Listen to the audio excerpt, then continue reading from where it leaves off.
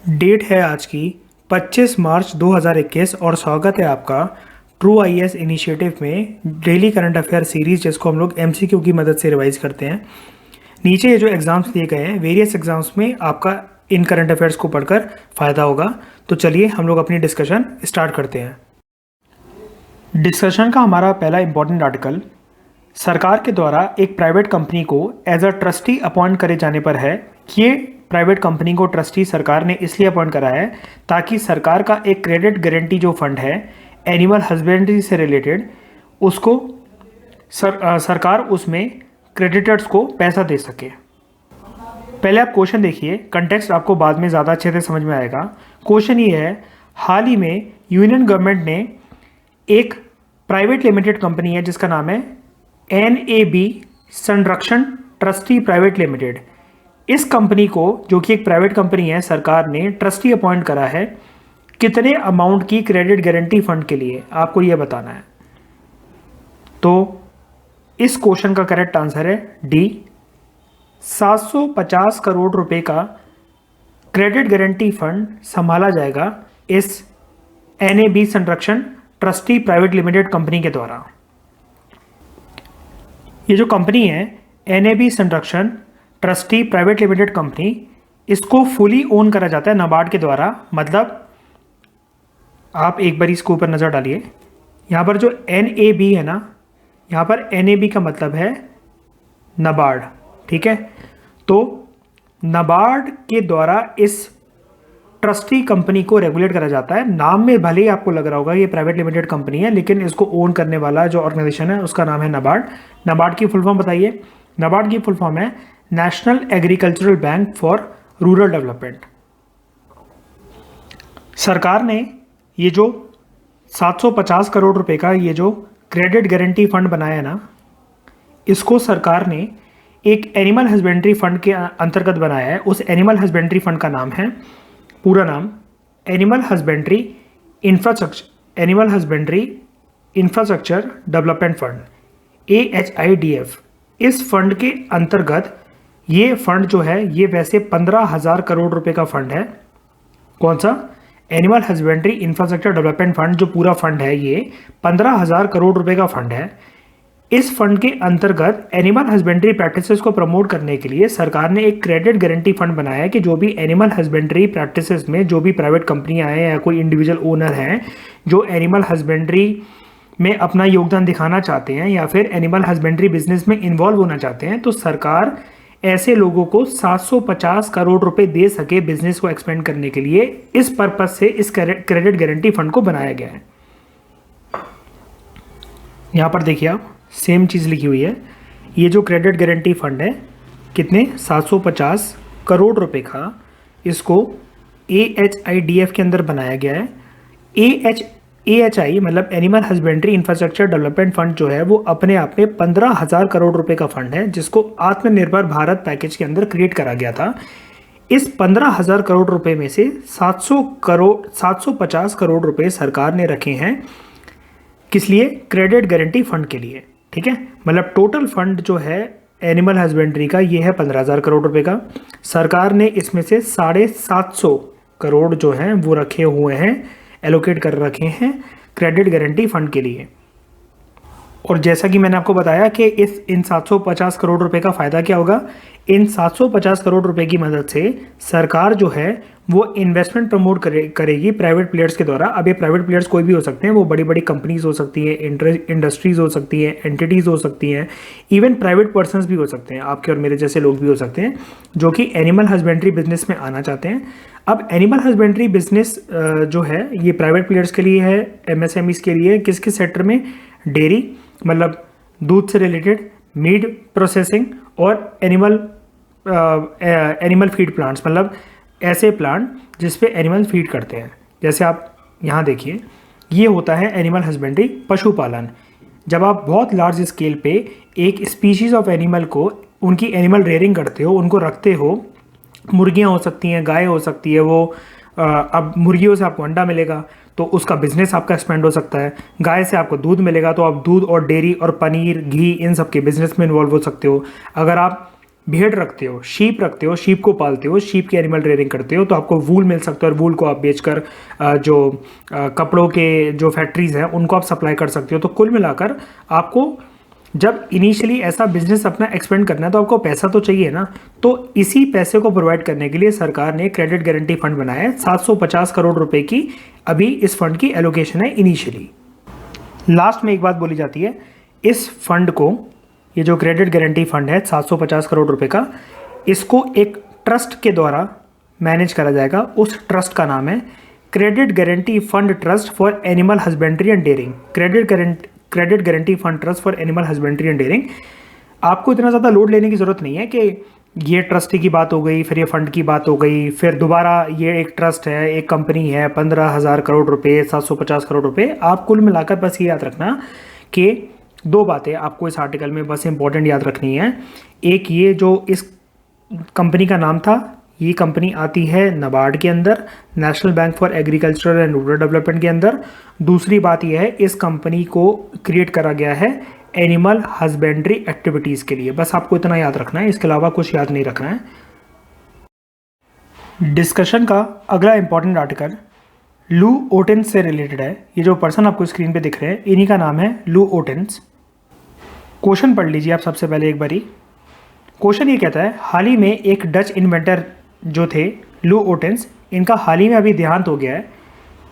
ये जो पर्सनैलिटी थे, फेमस थे, एक चीज़ इन्वेंट करने के लिए आपको जो ये 4 ऑप्शन दे रखे हैं उनमें से ये चीज़ बतानी है कि इन्होंने क्या इन्वेंट करा था। तो इस क्वेश्चन का सही आंसर है बी, ऑडियो कैसेट टेप्स इनके द्वारा इन्वेंट करी गई थी। तो जैसा कि मैंने आपको बताया, लव ओटेंस का ये आर्टिकल है, इनके हाल ही में देहांत हो गया है। इनकी लाइफ से रिलेटेड जो भी इन्वेंशन डिस्कवरीज थी उन पे एक बारी हम लोग अगर नज़र मारे, इन्होंने मैग्नेटिक टेप प्लेयर्स जो थे वो इन्वेंट करे थे। बाद में इन्होंने सीडीज़ जो होती हैं, कॉम्पैक्ट डिस्क जो होती हैं, इन्होंने सीडीज़ इन्वेंट करी। ठीक है, शुरू से ही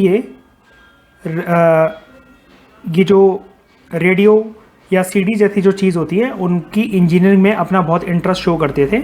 एक ख़ास बात इनसे रिलेटेड जो इस आर्टिकल में मेरे को देखी और जो कि पूछी जा सकती है, देखो हुआ क्या था, इन्होंने ये ना नीदरलैंड से बिलोंग करते थे और जर्मनी ने सेकेंड वर्ल्ड वॉर के टाइम पे नीदरलैंड्स पे कब्जा जमा रखा था। ठीक है, जर्मनी ने नीदरलैंड्स को ऑक्यूपाई कर लिया था, मतलब उस पर कब्जा जमा रखा था। नीदरलैंड्स की जो सरकार थी उसको जर्मनी ने ओवरटेक कर लिया था। तो इन्होंने एक रेडियो डेवलप करा था। उस रेडियो की मदद से क्या होता था, इनकी फैमिली या फिर इनके आस पड़ोस के लोग ना, एक शो चलता था उस टाइम पे, रेडियो प्रोग्राम, रेडियो ऑरेंज। उस रेडियो ऑरेंज को एक्सेस कर पाती थी इनकी फैमिली, जिस टाइम पे जर्मनी ने पूरे के पूरे नीदरलैंड्स को कब्जा कर रखा था। अब देखो, ये एक इंपॉर्टेंट बात है, 30 सेकंड्स के अंदर मैं आपको बताता हूँ। देखो, रेडियो ऑरेंज कुछ नहीं था, एक डच रेडियो प्रोग्राम था। अब डच रेडियो प्रोग्राम ये जो था, नीदरलैंड्स का ये प्रोग्राम था, इसका मतलब। ठीक है, नीदरलैंड्स की कंट्री के अंदर ये फॉलो करा जाता होगा, लेकिन जैसा कि मैंने आपको बताया, नीदरलैंड्स को तो कब्जा कर रखा था जर्मनी ने उस टाइम पे। ठीक है, नीदरलैंड्स के ऊपर कब्जा था जर्मनी का। तो वो नीदरलैंड्स का एक लोकल प्रोग्राम या फिर लोकल न्यूज़ जो नीदरलैंड्स के लोगों को मिलनी चाहिए, आपको भी पता है वॉर के टाइम पे जर्मनी ऐसे किसी भी न्यूज़ की पेनिट्रेशन या फिर जो इन्फॉर्मेशन है उसको आने से रोकेगी जर्मनी के अंदर। तो ये जो रेडियो प्रोग्राम था ना, ये लंदन से ब्रॉडकास्ट होता था, मतलब लंदन में बैठे हुए रेडियो ट्रांसमीटर पे लोग इस प्रोग्राम को कैरी आउट करते थे और नीदरलैंड्स के लोग, मतलब डच पीपल जो थे, इस प्रोग्राम को सुनते थे। इस प्रोग्राम को कैरी लंदन से करा जाता था BBC यूरोपियन सर्विसेज के द्वारा। ठीक है, जैसा कि आप यहाँ देखो, लंदन में बैठे हुए ये जो प्रोग्राम था ये ऑपरेट करा जाता था ताकि डच के नीदरलैंड्स के लोगों की कंडीशंस, मतलब डच पीपल की कंडीशंस जो हैं, किस तरीके से जर्मनी के कब्जे के बाद नीदरलैंड्स में लोगों की हालत क्या है, ये जो रियल न्यूज़ है, रियल सिनेरियो है, बिल्कुल भी अनफिल्टर्ड जो न्यूज़ थी वो लोगों तक पहुंचाई जाती थी इस रेडियो ऑरेंज प्रोग्राम के द्वारा। दूसरा इंपॉर्टेंट इनका कंट्रीब्यूशन इनके रेडियो से ही रिलेटेड है। एक तो रेडियो ऑरेंज का प्रोग्राम आपको पता लग गया, दूसरा क्या था, इन्होंने अपने रेडियो पे ना इस प्रकार से कुछ एंटीनास बना रखे थे। ठीक है, इन एंटीनास को हम लोग बोलते थे जर्मन फिल्टर। जर्मन फिल्टर क्यों? जर्मनी ने नीदरलैंड्स को जो ऑक्यूपाई कर रखा था, जर्मनी कोशिश करती थी कि जो इम्पोर्टेंट न्यूज़ है लोगों को वो पता ना लगे, वरना लोग बगावत कर देंगे। तो इस तरीके के एंटीना को इन्होंने यूज़ करा था कि जर्मनी चाहे भी ना अगर कुछ फिल्टर आउट करना, सेंसर करना इन्फॉर्मेशन को, तो वो हो ना सके, और रियल न्यूज़ जो कि रेडियो ऑरेंज जैसे शोज़ की मदद से डच पीपल तक पहुँच पाती थी, इन्होंने इस प्रकार के स्पेशल एंटीनास डेवलप करे थे अपने रेडियो में। आप यहाँ पर देखो, इन्होंने एक डायरेक्शनल एंटीना जिनको जर्मन फिल्टर बोला जाता था ये यूज़ करे थे, ताकि नाजी रिजीम जो है, जो जैमर्स यूज़ करती थी कि डच पीपल तक, नीदरलैंड्स के लोगों के तक सही इन्फॉर्मेशन ना पहुंची जा सके, इससे बचा जा सके। बाद में इन्होंने, आपने फेमस कंपनी के बारे में सुना होगा, फिलिप्स कंपनी को इन्होंने ज्वाइन करा 1952 में। लास्ट कॉन्ट्रीब्यूशन लव ऑर्टेंस का यही है कि इन्होंने फर्स्ट पोर्टेबल टेप रिकॉर्डर को इन्वेंट करा, और उसके 2 साल बाद इन्होंने सीडीज़ को इन्वेंट करा। ये देखिए, फर्स्ट पोर्टेबल टेप रिकॉर्डर इन्होंने इन्वेंट करा था जब इन्होंने, यहाँ पर आप सिंबल देखो, फिलिप्स कंपनी को ज्वाइन कर लिया था जब। ये लव ऑर्टेंस का ये कॉन्ट्रीब्यूशन है। तो इस प्रकार से हमने लव ऑर्टेंस का जो हाल ही में देहांत हुआ है, इनके कॉन्ट्रीब्यूशंस को समझा कि किस प्रकार से इन्होंने CDs, audio cassette tape recorders, portable tape recorders, antennas जिनको जर्मन फिल्टर बोला जाता है, और स्पेशल रेडियो जो सेकेंड वर्ल्ड वॉर के टाइम पे जब जर्मनी ने नीदरलैंड्स को कब्जा कर लिया था, उस टाइम पर इन्होंने इतनी सारी इन्वेंशंस करी और फिलिप्स कंपनी को इन्होंने ज्वाइन करा। तो बढ़ते हैं नेक्स्ट आर्टिकल की तरफ। डिस्कशन का हमारा नेक्स्ट इंपॉर्टेंट आर्टिकल एक मोबाइल ऐप से रिलेटेड है जिसका नाम है मेरा राशन मोबाइल ऐप। ये एक स्टेटमेंट बेस्ड क्वेश्चन है। 2 स्टेटमेंट है इस क्वेश्चन की, आप दोनों ध्यान से पढ़िए। पहली स्टेटमेंट कहती है कि ministry of consumer affairs, food and public distribution ने इस ऐप को लॉन्च करा है जिसका नाम है मेरा राशन मोबाइल ऐप। दूसरा, नेशनल फूड सिक्योरिटी एक्ट को गवर्नमेंट ऑफ इंडिया के द्वारा इनैक्ट करा गया था जुलाई 2013 में। आपको बताना है इन दोनों में से कौन सी स्टेटमेंट करेक्ट है। वीडियो को पॉज कीजिए। इस क्वेश्चन का करेक्ट आंसर है सी, यानी दोनों की दोनों स्टेटमेंट ठीक है। तो देखो, 12 मार्च 2021 को department of food and public distribution के एक सेक्रेटरी हैं, ये इनका नाम है मिस्टर सुधांशु पांडे। मिस्टर सुधांशु पांडे जी ने इस एप्लीकेशन को लॉन्च करा जिसका नाम है मेरा राशन मोबाइल ऐप। ये मोबाइल ऐप एक सरकार के इनिशिएटिव से रिलेटेड है जिसका नाम है one nation one ration card. देखो, अभी तक क्या होता था, मान लीजिए अगर आप मध्य प्रदेश के मूल निवासी या मध्य प्रदेश में ग्वालियर में रहते हैं, अगर आपका वहाँ पर राशन कार्ड बना हुआ है ना, और फिर आप बाद में दिल्ली आकर काम करते हैं, तो आपको फूड ग्रेन्स दिल्ली में नहीं मिलते थे क्योंकि आपका राशन कार्ड जो है वो ग्वालियर का बना हुआ है। लेकिन अब one nation one ration card की मदद से क्या होगा, ये जो नए राशन कार्ड बनेंगे इस स्कीम के अंतर्गत जिसका नाम है one nation one ration card, अब आप इररिस्पेक्टिव कि आप हिंदुस्तान के किसी भी कोने में अगर आप काम कर रहे हो, मान लीजिए आप असम के मूल निवासी हैं और आप गुजरात में आकर काम कर रहे हैं, ठीक है, तो देखो पूरा ईस्ट और वेस्ट का फर्क है, ठीक है, ईस्ट में असम, वेस्ट में गुजरात। आप असम के मूल निवासी हैं और गुजरात में आकर आप माइग्रेंट लेबर के तौर पर काम कर रहे हैं, तो अब आपको अपने राशन कार्ड की मदद से फूड ग्रेन्स को एक्सेस करने में किसी भी प्रकार की समस्या नहीं आएगी। जितना आपको फूड ग्रेन अगर आप असम में होते उस टाइम में मिल सकता था, उतना ही आपको अपने one nation one ration card की मदद से गुजरात में अब मिलेगा। इसकी वजह से माइग्रेंट लेबरर्स को अब किसी भी प्रकार के राशन एक्सेस करने में दिक्कत नहीं आएगी। उनके लिए अब राशन को एक्सेस करना और उनके परिवार वालों के लिए काफ़ी ईजी हो जाएगा। अगर उनके पास राशन कार्ड है तो वो देश के किसी भी कोने से जो पब्लिक डिस्ट्रीब्यूशन सिस्टम के अंतर्गत जो फेयर प्राइस शॉप्स होती हैं वहाँ से जाकर अनाज को प्राप्त कर सकते हैं। तो अब जब मैंने आपको one nation one ration card के बारे में बता दिया, तो अब आपको इस आर्टिकल को समझने में किसी भी प्रकार की दिक्कत नहीं आएगी। ये जो ऐप है ये फ़ायदा पहुंचाएगा उन राशन कार्ड होल्डर्स को अगर वो नई जगह पर मूव करते हैं लाइवलीहुड के लिए, जैसा कि मैंने अभी आपको माइग्रेंट वर्कर्स के एग्जाम्पल से समझाया। अभी तक 32 स्टेट और यूनियन टेरिटरीज को इस one nation one ration card के अंदर कवर करा गया है। सिर्फ 4 रह गई हैं, असम, छत्तीसगढ़, दिल्ली और वेस्ट बंगाल। इनको भी जल्द ही इंटीग्रेट करा जाएगा, ऐसा सरकार का कहना है। इस one nation one ration card के अंदर नेशनल फूड सिक्योरिटी एक्ट के अंतर्गत अभी तक 69 करोड़ लोगों को फ़ायदा पहुंचा है, जो कि नेशनल फूड सिक्योरिटी एक्ट की टोटल पॉपुलेशन का 86% है। जब ये चारों स्टेट्स कवर हो जाएंगी, असम, छत्तीसगढ़, दिल्ली और वेस्ट बंगाल, तब और भी लोगों को फ़ायदा पहुंचेगा। और ये जो नेशनल फूड सिक्योरिटी एक्ट की ये जो पॉपुलेशन है, जिसकी मदद से one nation one ration card का फ़ायदा पहुंचेगा लोगों को, ये और भी बढ़ेगा। अगर हम लोग क्विकली नज़र मारे नेशनल फूड सिक्योरिटी एक्ट पर, तो नेशनल फूड सिक्योरिटी एक्ट को सरकार के द्वारा जुलाई 2013 में लॉन्च करा गया था। नेशनल फूड सिक्योरिटी एक्ट जो है वो ऑलमोस्ट हमारा 67% ऑफ द पॉपुलेशन को, जो कि अगर आप इसका बाइफर्केशन देखो तो 75% जनता गांव के इलाकों में और 50% जनता अर्बन एरियाज़ में इस स्कीम का फ़ायदा लेती है। होता क्या है इससे, नेशनल फूड सिक्योरिटी एक्ट से आपको जो अनाज मिलता है वो बहुत ही कम दामों पर मिलता है, सब्सिडाइज फूड ग्रेन्स आपको मिलते हैं। इस एक्ट के अंतर्गत जो फूड ग्रेन्स एलोकेट होते हैं, जिनके पास भी राशन कार्ड होता है या फिर जो नेशनल फूड सिक्योरिटी एक्ट के जो बेनिफिशियरीज होते हैं, लाभदायक होते हैं, उनको क्या लाभ मिलता है? हर एक पर्सन को जिसके पास ये कार्ड बना होता है या जो इस स्कीम के अंतर्गत एनरोल होता है, उसको 5 किलो का राशन मिलता है हर एक महीने। एक इम्पॉर्टेंट बात पे बिल्कुल ध्यान दीजिएगा आप, ऐसा नहीं कि ये जो राशन कार्ड हर किसी के पास है तो हर किसी को उतने ही अमाउंट का, सिमिलर अमाउंट का फूड ग्रेन मिलेगा। इन राशन कार्ड की भी ना अलग अलग तरीके के राशन कार्ड होते हैं। जैसे राशन कार्ड मान लो सबके पास है, एक पर्सन ए के पास है, एक पर्सन बी के पास है। पर्सन ए थोड़ा सा वेल ऑफ है, मतलब उसकी जो आमदनी है वो थोड़ी सी अच्छी है as compare to B, B की आमदनी एज़ कम्पेयर टू ए कम है।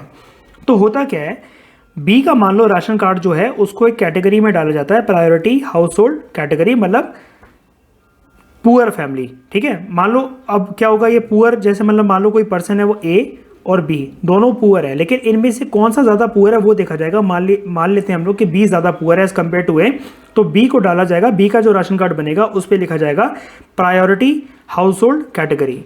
अब ऐसे ही पर्सन को 5 kg फूड ग्रेन्स मिलते हैं, 5 किलो फूड ग्रेन्स मिलता है हर एक महीने। और अगर कोई फैमिली जो है वो अंत्योदय अन्न योजना के अंदर कवर होती है, मतलब एक्सट्रीमली पुअर फैमिली, तो ऐसी फैमिली को मिलता है 35 kg का राशन हर एक महीने। ठीक है, फैमिली के लिए है 35 kg, जो कि कवर होनी चाहिए अंत्योदय अन्न योजना AAY। और अगर कोई सिंगल पर्सन है और वो प्रायोरिटी हाउस होल्ड कैटेगरी में आता है तो ऐसे पर्सन को मिलेगा 5 किलोग्राम पर मंथ। ठीक है, अब अगर हम लोग फूड ग्रेन्स अगर हम लोग बात करें तो देखो नेशनल फूड सिक्योरिटी के अंतर्गत कितने सस्ते फूड ग्रेन्स के प्राइसेस हैं। अगर आप न्यूट्री सीरियल्स बाय करते हो तो उसकी कीमत है 1 रुपये पर किलो। गेहूं अगर आप खरीदते हो तो 2 रुपये पर किलो। चावल आप खरीदते हो तो 3 रुपये पर किलो। तो इस चीप फूड ग्रेन्स को गरीब लोगों तक या फिर इस स्कीम के बेनिफिशरीज तक पहुंचाने का मकसद यही है ताकि हमारे देश में इतनी बढ़ती हुई जनसंख्या का न्यूट्रिशनल स्टेटस जो है वो इम्प्रूव करा जा सके और माल न्यूट्रिशन की समस्या को दूर करा जा सके। तो इन्हीं सब चीज़ों को देखने के लिए ये अभी रिसेंटली मोबाइल ऐप लॉन्च करी गई है सरकार के द्वारा, जिसका नाम है मेरा राशन मोबाइल ऐप। तो चलते हैं नेक्स्ट आर्टिकल की तरफ। हमारा next article anti tank guided missile से रिलेटेड है। क्वेश्चन देखो हमसे ये पूछ रहा है कि हाल ही में मिनिस्ट्री ऑफ डिफेंस ने कौन सी कंपनी के साथ एक डील साइन करी है ताकि फ्यूचर में इंडियन आर्मी के लिए लगभग 4,960 यानी लगभग 5,000 एंटी टैंक गाइडेड मिसाइल्स को प्रोक्योर करा जा सके। तो आपको उस कंपनी का नाम बताना है। इस कंपनी का नाम है ए, भारत डायनेमिक्स लिमिटेड। देखो ये है कंपनी भारत डायनेमिक्स लिमिटेड। इसी कंपनी के साथ मिनिस्ट्री ऑफ डिफेंस ने एक डील साइन करी है कि आने वाले टाइम में 4,960 anti tank guided missiles Indian army के लिए प्रोक्योर करे जाने हैं। एंटी टैंक गाइडेड मिसाइल्स के कोड नेम वैसे तो कई सारे होते हैं और काफ़ी अलग अलग तरह की एंटी टैंक गाइडेड मिसाइल्स होती हैं, लेकिन ये जो सरकार 4,960 एंटी टैंक गाइडेड मिसाइल्स जो प्रोक्योर करने वाली है, इसका नाम क्या है? इसका नाम है, नीचे देखिए, मिलान N2T anti tank guided missile. मैं रिपीट करता हूँ, मिलान N2T anti tank guided missile. यही सरकार लगभग 4,960 anti tank guided missiles Indian army के लिए प्रोक्योर करने वाली है, खरीदने वाली है। एक इंपॉर्टेंट बात आप ये याद रखना, ये जो कंपनी हमने शुरू में डिस्कस करी थी, जिसके साथ मिनिस्ट्री ऑफ डिफेंस ने डील साइन करी है, भारत डायनेमिक्स लिमिटेड, यही कंपनी इन एंटी टैंक गाइडेड मिसाइल्स को प्रोड्यूस करेगी, यही बनाएगी ये कंपनी। लेकिन इस कंपनी को फ्रांस की एक कंपनी से लाइसेंस लेने की आवश्यकता थी इन मिसाइल्स को प्रोड्यूस करने के लिए। आप पूरा पॉलिटिकल मुद्दा छोड़ो, जो भी कि लाइसेंस क्यों चाहिए था या इसको वो करके, फ्रांस की वो जो कंपनी थी उसका नाम था MBDA मिसाइल सिस्टम्स। इस MBDA मिसाइल सिस्टम ने, जो कि फ्रांस की एक कंपनी है, इसने लाइसेंस दे दिया है, परमिशन दे दी है इंडिया की उस कंपनी को, ताकि हम लोग एंटी टैंक गाइडेड मिसाइल्स बना सकें। ठीक है, तो ये जो MBD है, इसका ये जो पूरा आप कह सकते हो कि एंटी टैंक गाइडेड मिसाइल्स बनाने की ये फैक्ट्री है। तो अब यहाँ पर देखिए सारी इन्फॉर्मेशन हमने डिस्कस करी। मिलान 2T 4,960 anti tank guided missiles बनाने वाली कंपनी BLD यानी भारत डायनेमिक्स लिमिटेड, फ्रेंच की एक कंपनी MBDA मिसाइल सिस्टम ने परमिशन दी। इन मिसाइल्स की रेंज क्या होगी? 1850 मीटर की इन मिसाइल्स की रेंज होगी। ठीक है, व्हीकल बेस्ड लॉन्चर्स और ग्राउंड से दोनों जगह से इनको फायर करा जा सकता है। ये कब तक प्रोड्यूस हो जाएंगे? 3 साल के अंदर अंदर ये प्रोड्यूस हो जाएंगे। ठीक है, बाकी तो जनरल बातें लिखी हुई हैं कि जब ये मिसाइल बन जाएगी, इंडियन आर्मी को सौंप दी जाएगी, तो कॉम्बैट कैपेबिलिटीज़ इंडियन आर्मी की बढ़ जाएंगी, हमारा डिफेंस सिस्टम बहुत ज़्यादा स्ट्रॉन्ग हो जाएगा। तो इन एंटी टैंक गाइडेड मिसाइल्स की स्पेशल खास बात जो कि हम लोग पढ़ चुके हैं वो यही है कि इनको ज़मीन से लॉन्च करा जा सकता है, मतलब ग्राउंड बेस्ड सिस्टम से लॉन्च करा जा सकता है, किसी व्हीकल से लॉन्च करा जा सकता है, और जैसा कि नाम से ही जाहिर है एंटी टैंक गाइडेड मिसाइल, तो किसी टैंक से तो ऑब्वियसली लॉन्च करा ही जा सकता है। ये जो मिसाइल्स हैं दोनों तरह के रोल्स के लिए कारगर साबित हो सकती हैं। बहुत ऑफेंसिव रोल, उसमें भी इनसे फ़ायदा मिलेगा, और डिफेंसिव रोल में भी, जब बचाना हो किसी टैंक को या कुछ भी करके, तो हवा में ही, जैसे दुश्मन की कोई मिसाइल आ रही है, इसने ये यहाँ से टकराई और हवा में ही इसको ब्लास्ट कर दिया, तो ये तो हो गया डिफेंसिव रोल।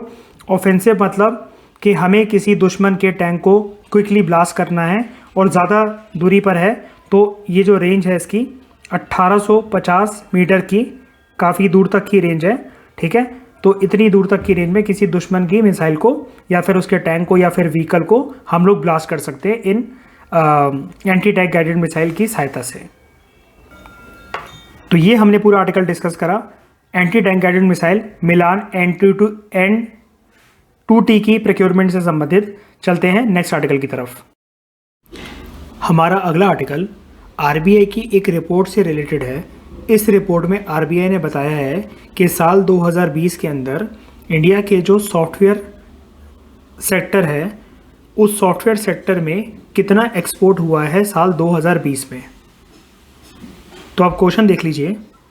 एक डेटा के अनुसार जो कि हाल ही में RBI के द्वारा रिलीज़ करा गया, आपको ये बताना है कि इंडिया की तरफ से जो सॉफ्टवेयर सर्विसेज में जो एक्सपोर्ट है उसमें कितनी बढ़ोतरी हुई है साल 2020 में, मतलब फाइनेंशियल ईयर 2020 के अंदर। सोच लिया आंसर? इस क्वेश्चन का करेक्ट आंसर है ए।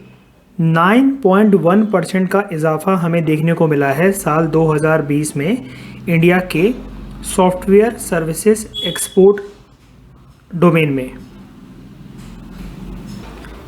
ये जो डेटा है जिसको RBI ने कोट करा है, और RBI ने बताया कि 9.1% का इजाफा हुआ है इंडिया के सॉफ्टवेयर सर्विसेज एक्सपोर्ट में साल 2020 में।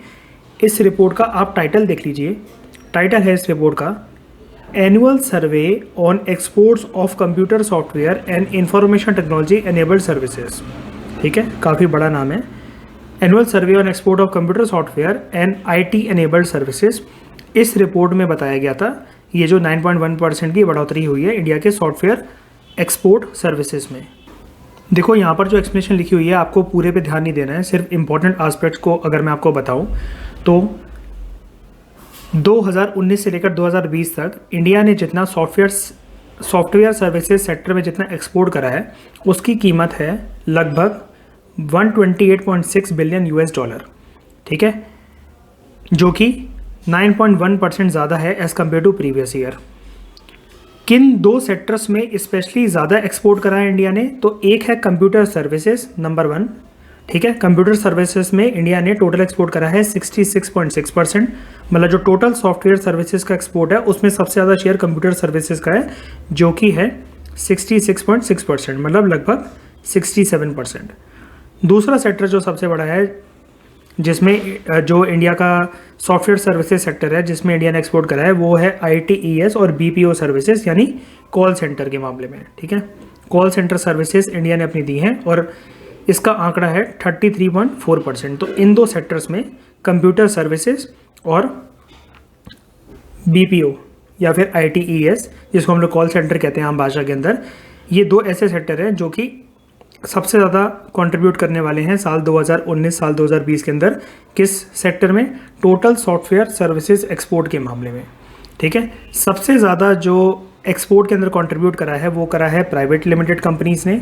कौन सी कंट्री में हमने सबसे ज़्यादा एक्सपोर्ट करा है? तो देखो, सबसे ज़्यादा एक्सपोर्ट हमने करा है USA के अंदर, उसके बाद यूरोप के अंदर।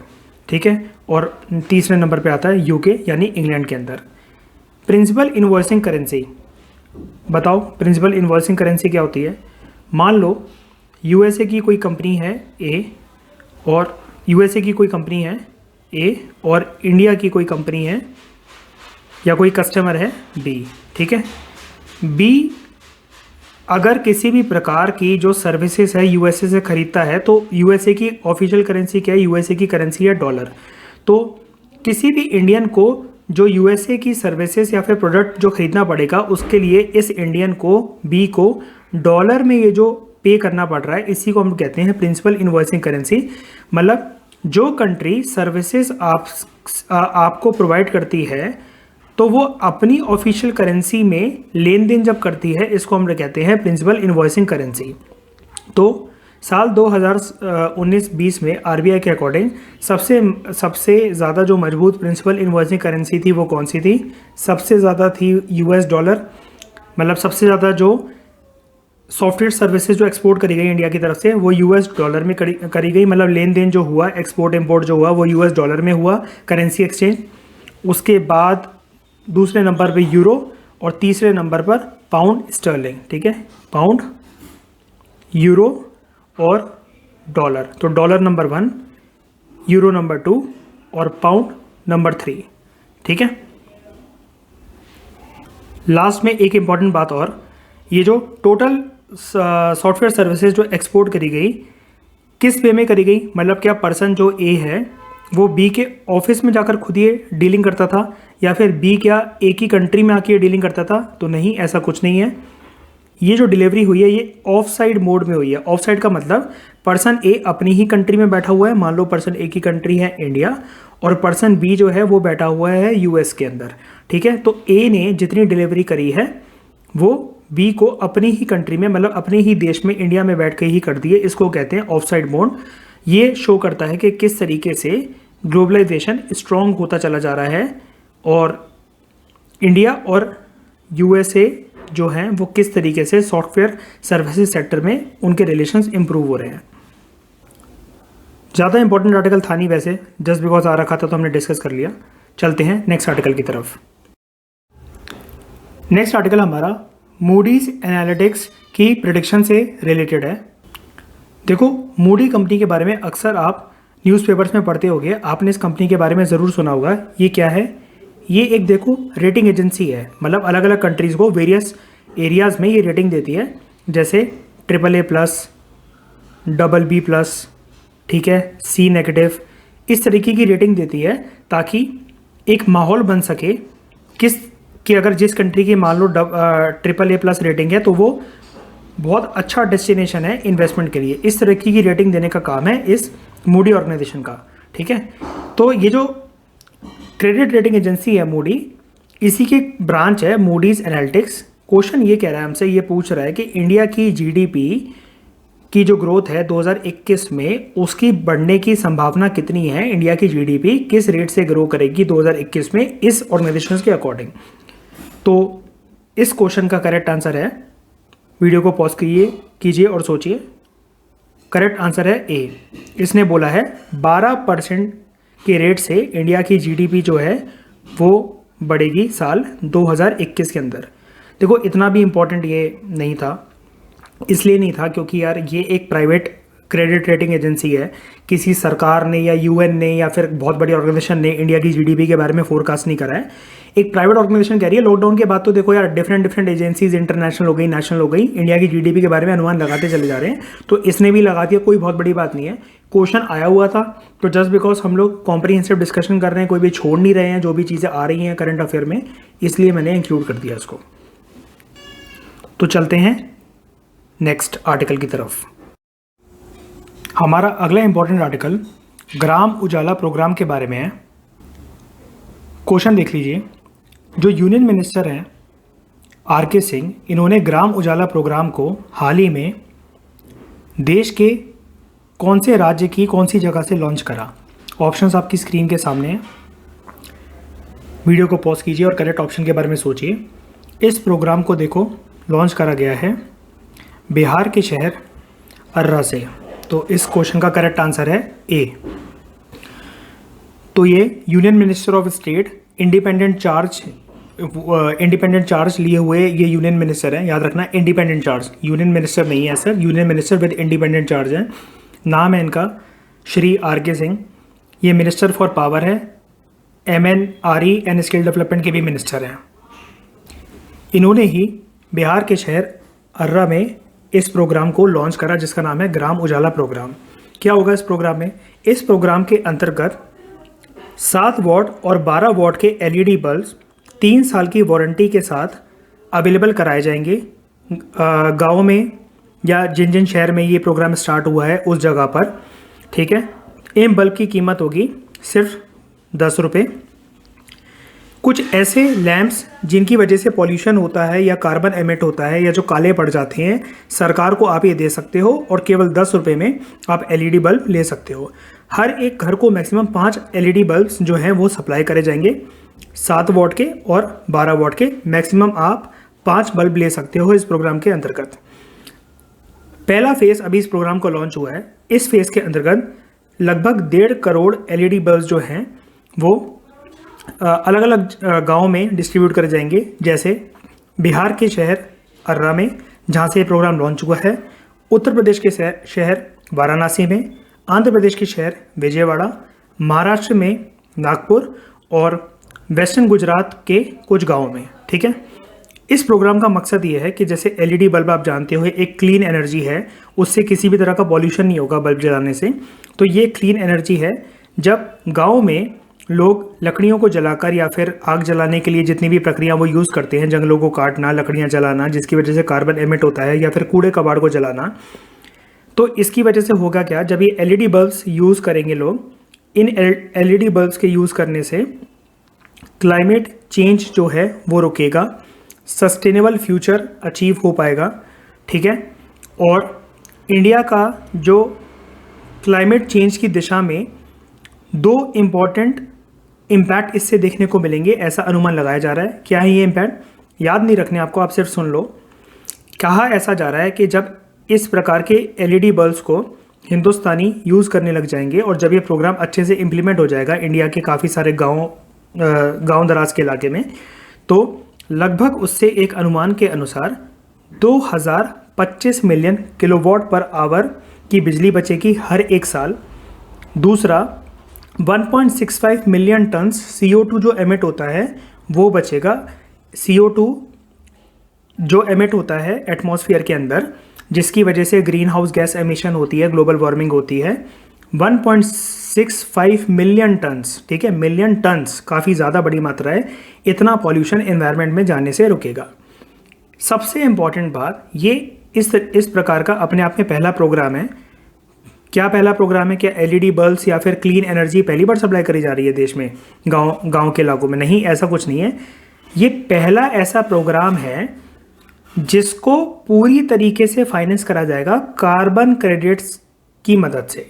ये समझना हमारे लिए बहुत इंपॉर्टेंट है। ये कार्बन क्रेडिट्स क्या होते हैं, शॉर्ट में आपको 1 मिनट के अंदर समझाता हूँ मैं।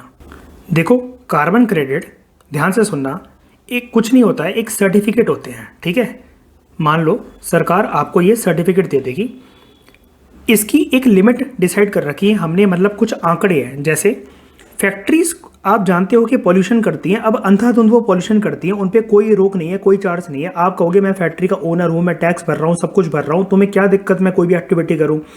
अब दिक्कत किसी को नहीं है, सरकार को अपना टैक्स मिल जाता है, फैक्ट्री ओनर को अपने प्रॉफिट मिल जाते हैं। लेकिन एनवायरनमेंट के ऊपर जो बहुत सारे सालों में जो नुकसान होता है और जो आने वाली पीढ़ियों को भुगतना पड़ता है, उसको तो हमें कैसे भी करके मिनिमाइज करना है ना। तो उसी मकसद से ये कार्बन क्रेडिट जो स्कीम है ये इंटरनेशनल लेवल पे लॉन्च करी गई थी। ये कोई स्कीम मतलब कोई किसी एक संस्था की नहीं है, लेकिन हर एक कंट्रीज को यूज़ करती है। पहले आप आंकड़ा देख लो कि कार्बन क्रेडिट का जो आंकड़ा है वो होता कितना है। एक कार्बन क्रेडिट मतलब जैसे मतलब मान लो आपने एक सर्टिफिकेट खरीदा, ये एक कार्बन क्रेडिट की मदद से आप लगभग 1 टन ग्रीन हाउस गैस को एटमॉस्फेयर में एमिट कर सकते हो, मतलब एटमॉस्फेयर में रिलीज कर सकते हो 1 टन ग्रीन हाउस गैस जब आपने एक कार्बन क्रेडिट खरीदा है। मान लेते हैं हम इस एक कार्बन क्रेडिट सर्टिफिकेट की ये जो कीमत है ये है लगभग 5,000 रुपये। आपने 5,000 रुपये का एक सर्टिफिकेट खरीदा। अब आप फैक्ट्री के ओनर हो तो आप इस सर्टिफिकेट की मदद से लगभग 1 ton greenhouse gas emit कर पाओगे। अगर इससे ज़्यादा करनी है तो दूसरा सर्टिफिकेट फिर से खरीदो 5,000 रुपये का। अब इस स्कीम में ये बोला गया कि ग्राम उजाला प्रोग्राम में पूरी की पूरी तरीके से जो फाइनेंसिंग होगी वो कार्बन क्रेडिट की मदद से होगी। अब ये कैसे, सरकार जो है फैक्ट्रीज को इनकरेज करेगी कि तुम एलईडी बल्ब्स को प्रोड्यूस करो जो कि क्लीन एनर्जी फ्यूल है। तो सरकार को तो डिस्ट्रीब्यूट करने, अब सरकार तो बनाएगी नहीं अपनी फैक्ट्री में। ऑलरेडी जो फैक्ट्री एलईडी बल्ब्स बनाती हैं सरकार उनको इनकरेज करेगी कि तुम एलईडी बल्ब्स प्रोड्यूस करो।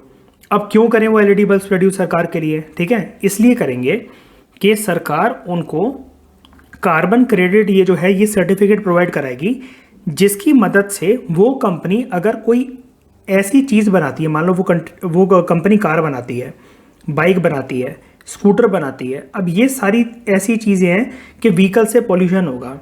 अब व्हीकल्स के पॉल्यूशन होने का मतलब है कि ग्रीन हाउस गैस एमिट करने वाली चीज़ें ये फैक्ट्री प्रोड्यूस कर रही है। लेकिन इसने क्योंकि सरकार को एलईडी बल्ब जितने चाहिए थे वो प्रोड्यूस करके दिए, तो इसके पास ऑलरेडी 10 से 15 कार्बन क्रेडिट सर्टिफिकेट रखे होंगे इसके पास। अब जब ये कार्बन क्रेडिट सर्टिफिकेट रखे होंगे तो अभी तक ये इस कंपनी को, इस फैक्ट्री को खरीदने पड़ते थे ये 5,000 रुपये खर्चा करके। लेकिन जब एलईडी बल्ब्स प्रोड्यूस कर लिए थे इस फैक्ट्री ने सरकार को देने के लिए, ग्राम उजाला योजना में सहायता करने के लिए, ठीक है, मतलब जो बल्ब प्रोड्यूस करेंगे उसके तो पैसे सरकार देगी देगी, लेकिन साथ में कार्बन क्रेडिट के जो सर्टिफिकेट होते हैं ये दे देगी। तो ऐसे करके मान लो सरकार ने इसको 13 से 15 कार्बन क्रेडिट सर्टिफिकेट दे दिए, तो ये फैक्ट्री ओनर भी खुश कि लगभग हमारे इसकी मदद से 50 से 70,000 रुपये हमें बच गए, ठीक है, जो हमें कार्बन क्रेडिट जो हम सर्टिफिकेट अगर अलग से लेते तो हमें खर्च करने पड़ते। लेकिन 12 से 13 सर्टिफिकेट का ये मतलब है कि सरकार ने ऑलमोस्ट हमारे 70-75 हज़ार रुपये जो हैं वो बचा लिए। और अब होगा क्या, एक कार्बन क्रेडिट की मदद से आप कितना पॉल्यूशन एमिट कर सकते हो एनवायरनमेंट के अंदर, 1 टन ग्रीन हाउस गैस, ठीक है। ये देखो, एक कार्बन क्रेडिट का सर्टिफिकेट आपने खरीदा तो 1 टन ग्रीन हाउस गैस आप एमिट कर सकते हो। अब उस कंपनी के पास 12 से 15 सर्टिफिकेट हैं। क्यों मिले ये सर्टिफिकेट, उसने क्लीन एनर्जी को प्रोड्यूस करा था तो सरकार ने उसको इंसेंटिव प्रोवाइड कराए। तो इन्हीं कार्बन क्रेडिट की मदद से सरकार जो है वो इस स्कीम को फंड कर रही है। तो कहने का मतलब बहुत सिंपल है कार्बन क्रेडिट का, आपको अगर पॉल्यूशन करना है तो आप अंधाधुंध पॉल्यूशन मत करो, आपको पे करना पड़ेगा हर एक पॉल्यूशन एमिट करने के लिए। पे कैसे करना पड़ेगा, एक कागज़ का टुकड़ा खरीदो सरकार से कार्बन क्रेडिट जिस पे ये लिखा हो कि एक कार्बन क्रेडिट, एक इस पेपर के टुकड़े की ये जो कीमत है वो कीमत कुछ इस प्रकार से है कि आप 1 टन एनवायरनमेंट के अंदर ग्रीन हाउस गैसेस को एमिट कर सकते हो। 1.1 टन करना है तो देखो 1 की लिमिट क्रॉस हो गई तो आप दूसरा कार्बन क्रेडिट सर्टिफिकेट खरीदो, ठीक है। इस कार्बन क्रेडिट फंडे की मदद से, जो हमें थोड़ा सा टाइम लगा समझने, लेकिन अच्छी बात है कि आप, आई होप आपको अच्छे से समझ में आया होगा हमेशा के लिए। इस कार्बन क्रेडिट सर्टिफिकेट की मदद से इस ग्राम उजाला प्रोग्राम को फाइनेंस करा जा रहा है।